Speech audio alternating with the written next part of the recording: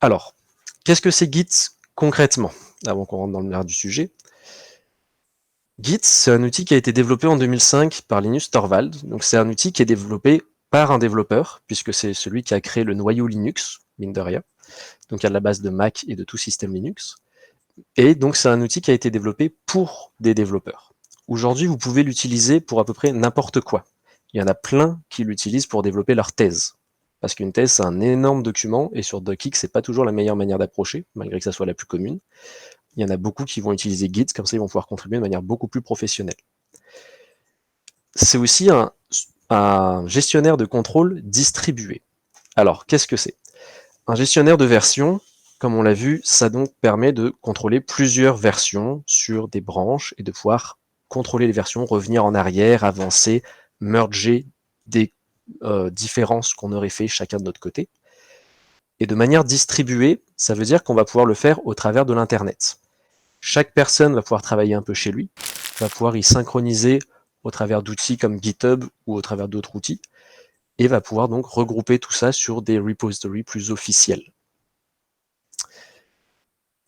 Les principaux avantages de Git par rapport à tout ce qui existait avant, c'est sa rapidité, l'intégrité des données, donc le fait que les données qu'il stocke sont toujours validées, elles sont intègres, ça veut dire qu'elles ne peuvent pas être modifiées, on ne peut pas avoir de fichiers qui vont être corrompus et qu'on ne peut plus ouvrir. Et il supporte les workflows non linéaires, donc le fait de pouvoir travailler en parallèle. Jusqu'ici, il y a beaucoup de systèmes de version qui existaient, et où en fait on bloquait simplement les fichiers, et les gens ne pouvaient pas travailler dessus tant qu'on n'avait pas fait de nos différences. Et après, on sauvegardait, on débloquait le fichier, et les autres pouvaient commencer à travailler dessus.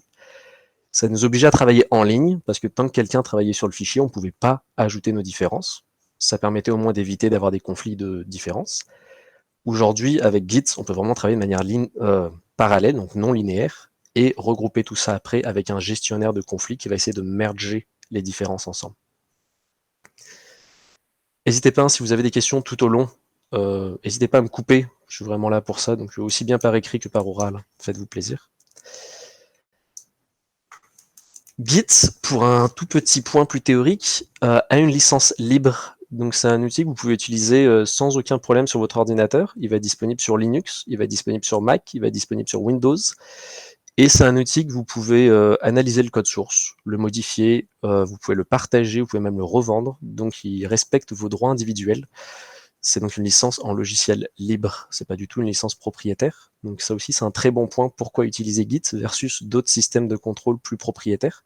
C'est qu'il respecte un côté éthique.